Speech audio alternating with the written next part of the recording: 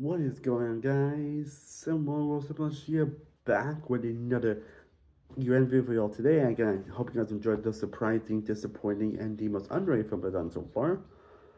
Well, now it is time for me to discuss the most anticipated films to come out in 2026.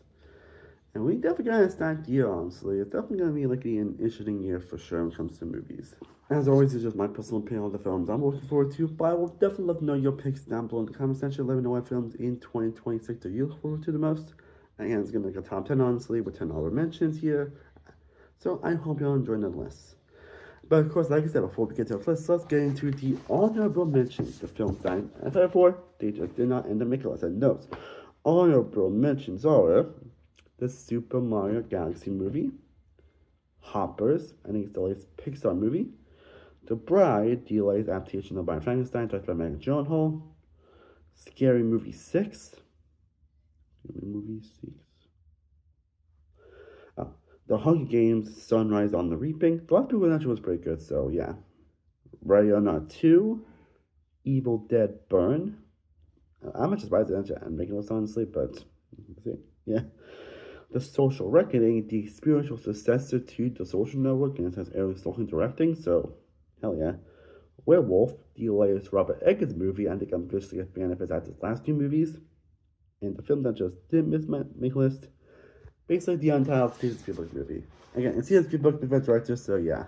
Because I don't know much about it, it's not on the natural list, but yeah. But anyways, let's get talking about what I think are the 10 most anticipated movies of 2026. Kicking off our top 10 at number 10, we have Resident Evil. Yes, I'm actually excited for a Resident Evil movie, which is kind of surprising because obviously, Resident Evil has not really been the most bad when it comes to film adaptations. In fact, it's kind of a bit bad, honestly. But even the best movies on this list, I guess the best movies on this list don't really have anything to do with Resident Evil, honestly, which, yeah. But there are two things that make me sad for. One, there's also going to be like more of a faithful adaptation to the games, honestly, not like a direct, telling the story, honestly, but at least have someone connected to the games in some way. And two, it is directed by Zach Krieger. Who, if you guys don't know who Zach Krieger is, this is the same guy that did Barbarian and Weapons. Barbarian came out in 2022, and it was actually my favorite horror movie that came out that year, actually. I think it was going to be my top 10 that year, honestly. And he also did Weapons, came out this year, which I'm going to say is my favorite horror movie this year as well, and actually like going to be on my best list. So those two aspects alone pushes me on the list, honestly, because it's really Zach Krieger is why he's on my list, honestly, because if just anyone that I feel like it's going to be a great rescue adaptation, it's definitely him. But then might get something like very unique when it comes to his franchise, but at least it'll be like a more of a that gives like the vibes and the intrigue of the Resident Evil franchise, and kind of someone who actually now played the majority of Resident Evil games now. Yeah, I'm definitely hoping this is we might get an actual great adaptation, and with this guy who again directed like two horror movies that would be my favorites of those years. Yeah, I'm pretty sure that's enough to get me excited. And now at number 9, the first superhero movie to make on this list, we have Clayface. Yeah, after all these years, we're finally getting Clayface. And maybe I don't think we've ever seen Clayface in live action, honestly. Correct me wrong on that, but yeah, it's crazy that we haven't seen Clayface in a live action setting, honestly. And this is gonna be one of those like villain movie, but it's not like honestly, the Sonyverse movies on like that something like that. But it's more gonna be his own unique thing, honestly. Again, finding out is actually gonna be like a horror type of adjacent movie, which is pretty interesting. But it's gonna be like a body type of horror. And it's actually good by a horror director. I mean, not the. I mean, it doesn't have the best section like it does to Ian Lake, which I don't think I've seen. The More in Black, which I'm not being solid. And the remake of Speak No Evil that came out last year, which they came out a couple years ago. And also the remake of Speak No Evil that came out last year, which I didn't see the original, but the other one actually ended up. I think it actually was a pretty surprising solid horror movie. And it does have a pretty solid cast, and it does have a pretty solid cast as well. Again, it's basically a body horror movie, honestly, where that Mike Flanagan also written the screenplay of this movie. Yeah, Mike Flanagan written the story and screenplay of this movie. Like, that alone puts me on this list, honestly. Yeah, Mike Flanagan writing the screenplay of this movie. And because it's also all connected to the actual DC, like the third movie in the universe, which makes this going to be pretty interesting, honestly. See how this is going to do this, honestly. And honestly, Considering the talent involved, I don't think this is going to be another successful in James Gunn's universe. And now coming in number 8, and again, I did not realize this film actually was coming out in the New Zealand, so I'm not sure if it's going to stay or get delayed, but screw it, I'm putting it in the way, is Dune Part 3. I think that aspect is why it's not as high, I feel like it should be, honestly. But again, it's part of the last film in the Dune series. It's directed by Denis Villeneuve. It's going to have a lot of the same cast and has a pretty stacked one. It's going to be the finale to this trilogy. So it's like, I mean, it's Denis Villeneuve in the Dune movie. What else do you want me to say? And at number 7, we have Scream 7. Now, it's kind of a Scream movie still end up being anticipated, considering you know. There are definitely a lot of concerns with this movie, but it is a Scream movie, which you guys know Scream is actually my favorite horror franchise. And it's honestly, along Evil Dead, probably is the most consistent horror franchise. Where I think older movies, even Scream 3, I thought were good, honestly. Again, I didn't actually like Scream 3 at first, but I actually ended up enjoying a lot more on rewatches. The original is still great. Scream 2 is great. Scream 4 is really great, aside from the ending. Even the last two movies I thought was great, honestly. Well, after my opinion went down a tad bit of the last one, honestly, it's still a pretty great movie, in my opinion. Like again, it's a very consistent franchise. And while of course they're kind of course correcting after what happened with Melissa Briere, which again is very fucked up. Again, we're getting Neve Campbell back honestly. We're getting Matthew Lillard returning. It's considering they're getting David Arquette returning as Stewie, which is like, yeah. I'm pretty sure they're going to continue on with the spinning out the Legacy sequels and you know what they've been doing with Burt Maxton characters honestly, and still got some talent involved, honestly. Again, like I said, this franchise, by everything, this franchise is still very consistent. It's still a very consistently good franchise. And considering the talent involved, honestly, well, this definitely is just because how soon these are going to play out. But I'm sure we'll definitely get at least another good movie in this franchise, so that alone puts it to where it is at number 7. And from one horror movie to number 6, we have 28 years later, The Bone Temple. And it's funny that we got 20 years later last year, honestly, and it's definitely where I know it's caused a lot of debate on. So, like, it's definitely one of the most divisive movies that came out last year, honestly. And I'm not sure where it's going to be on my list, in this general. Like, it's going to be. Like, I'm still not sure it's going to be on my best of years, honestly, but I thought it was actually a great movie, honestly. Like, I definitely see where the divide is coming from. It definitely had some weird moments to it.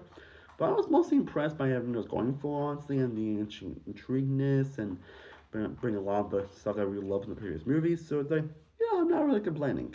It was what I wanted for this movie to be all these years later. And it's fun that we're actually getting, this January, we're actually getting a sequel called The Bone Temple, which from the couple actually saw this movie, actually is actually better, actually. Actually, just what I feel like we want from the first movie, and we are getting a third one in development, honestly, which is like, yes, we're getting this trilogy, so it's like, yeah. Like, again, how I feel will definitely depend on how much I feel about the original 20 Years Later, honestly, but, you know, again, it's 20th franchise, honestly, it's also a very consistent franchise, so it's like, yeah, give me more. Okay, now we have reached the top 5, and coming in number 5, we have Coyote versus Acme, which is like, yeah, I'm excited that we're finally getting this movie. As those who know, this one actually wasn't originally going to be, it was actually originally going as like a task write-off, because like, I don't know what's with WB, but they seem to treat Looney Tunes like they're nothing, honestly, considering that was one of the private properties, but considering, you know, how they've been treated recently with their characters, how most of the stuff has been like removed, honestly, from HBMS. It's like, what are you doing, Davis? Like, what did they do with this Looney Tunes? One of the most popular anime properties ever, and yet they're being treated like they're nothing, and like they meant nothing to them. That's what I've been feeling, honestly. Like, I don't tend to be a Looney Tunes fan, honestly. And that's when Richard was going to release, honestly. I was seeing as, like, again, like a task right up similar to the Batgirl movie. And well, unfortunately, that film's done because I think it's never finished. This one actually did get finished. It wasn't released, but definitely people actually, I don't remember who actually picked it out, honestly. Correct me on that. But the fact that we are all getting this release is pretty exciting and pretty awesome. And considering that the premise of this movie, honestly, is actually silly. We get no one knows, like, you know, animated life as right, but honestly, which is on the best of Steve. But the story actually does seem very compelling. Actually, it does seem like it does have some pretty talented people involved, honestly. So it's like, yeah, we might actually get like a really fun, satirical, and great movie with some nice heart and emotion. So yeah, I'm definitely looking forward to it. And now we get back to some superhero movies with my number 4 going to Supergirl. Supergirl. Again, as a villain, actually, the teaser trailer actually came out, actually, and I actually really liked it, actually. And I feel like a bit towards Gotham, honestly, but, you know, Again, we're finally getting Supergirl movie that feels like it's gonna be more tone with the actual Supergirl, which honestly, you guys know. And it's something I didn't actually not realize. I honestly until I watched some videos on Supergirl or seen some videos on the actual these superhero shows. Like, this is not who Supergirl is. Like, Supergirl's like, well, she's not like the female version of Superman, where Superman's like more hopeful and she's good at everybody. Yeah, it's how I said in the trailer. Superman sees good at everything, and I see the truth. Which, basically, she's like more jaded and all that stuff. Like I said, she's basically like more anti-hero aspect, honestly. And if it's, and the pen fun love them honestly, it's actually very tragic and actually very heartbreaking actually. And for one guy in this trailer, honestly, we won't get like a really fun adventure that's going to explore all those details. Honestly, we can do some more at the level here as well, which is pretty interesting. Yeah, looks like we're getting some fun, good action here, but we're going to get Supergirl going through a compelling arc here as well, going through some pretty interesting emotions. Again, similar to basically what James Gunn does, honestly, take these like interesting characters and ends up doing some interesting things with them, where we from not just building like great action, but a lot of great emotions, a lot of great messages and development through them as well. Yeah.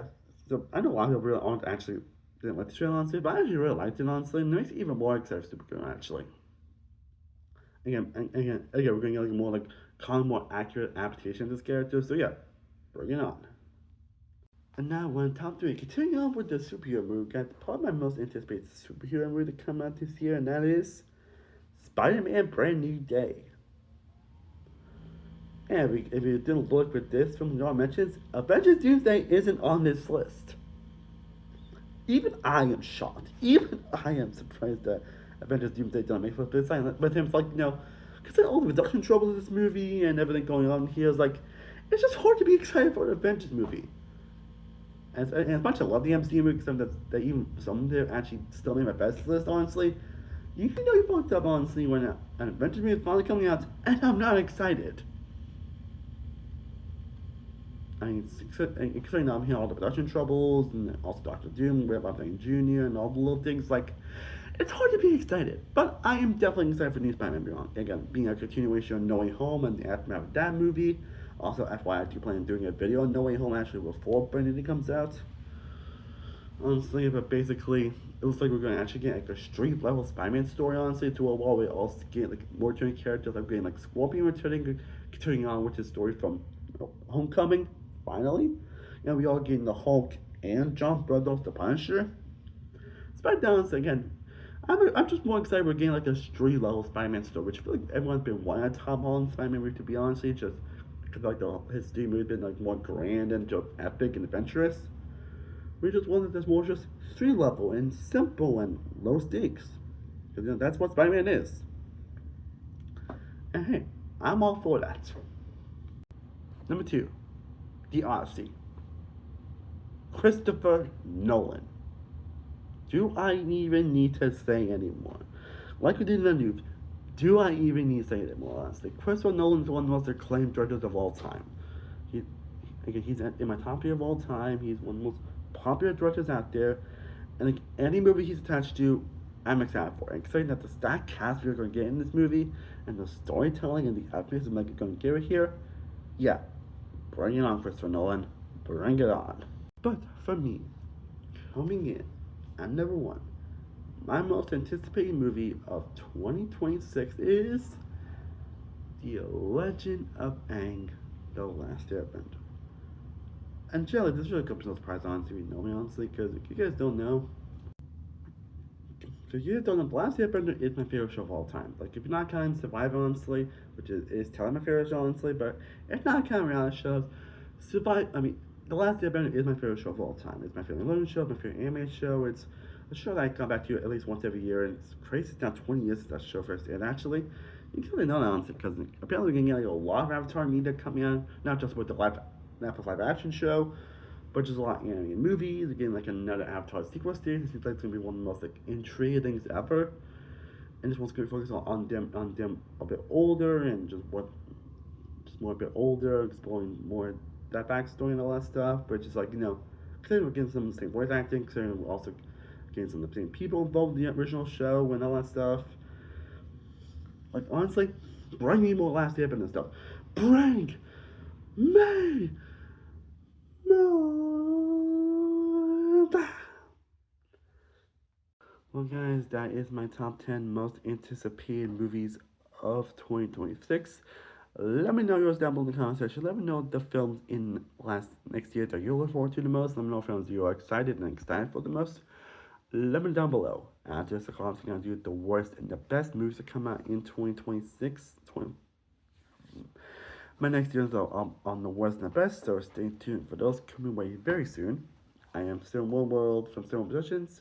I will see you next time as always. Stay cool about it. Peace.